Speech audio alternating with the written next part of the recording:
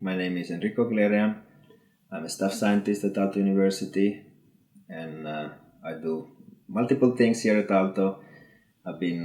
My background is in neuroimaging, and I'm still involved in some neuroimaging projects. For example, the National Neuroimaging Biobank that we are hopefully gonna have one day.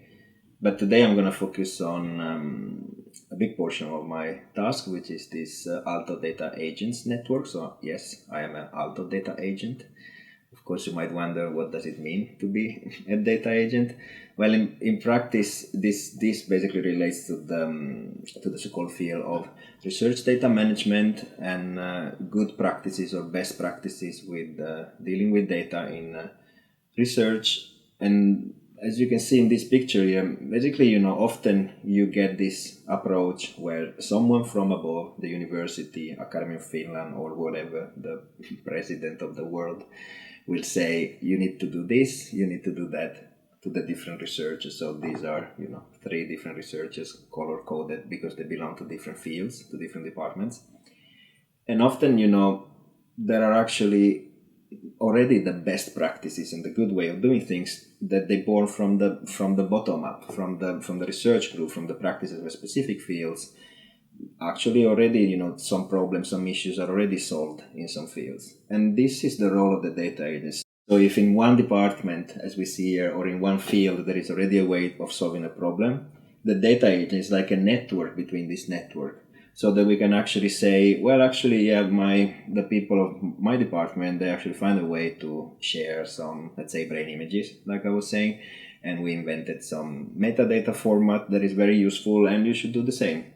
So this kind of informal underground almost network between researchers and with the researchers is actually a driver of what could be the best practices, because then many of the data agents are also part of these national groups where we are trying, for example, to influence the policies. We've been working, for example, in this open data policy by Arvointieteen tutkimus.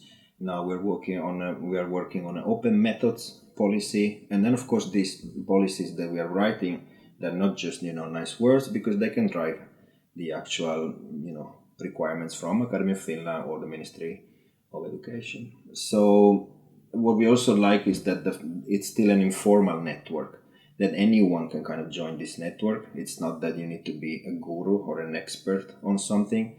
I could actually say that nobody is an expert on anything in some sense, but it's the fact of being a network that even if you get a question and you don't know the answer to the question, maybe somebody at Aalto or at CSC or somewhere else in Finland that actually could have an answer to that question. As part of our data agents work, it's also the training, and our training focuses on research data management. We have found very useful the RDM kit for Eric's here, because it clearly illustrates kind of the data lifecycle, or maybe not even just the data lifecycle, the whole project lifecycle of a scientific project.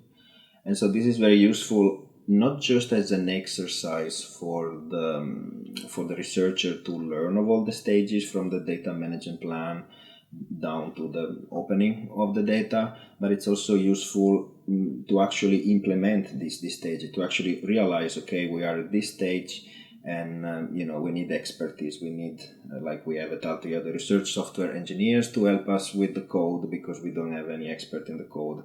Or then you go to another stage, we need to talk with the legal people, because we need to open some personal data, and it's so we're trying a lot to promote the RDM kit and this type of good best practices in research data management.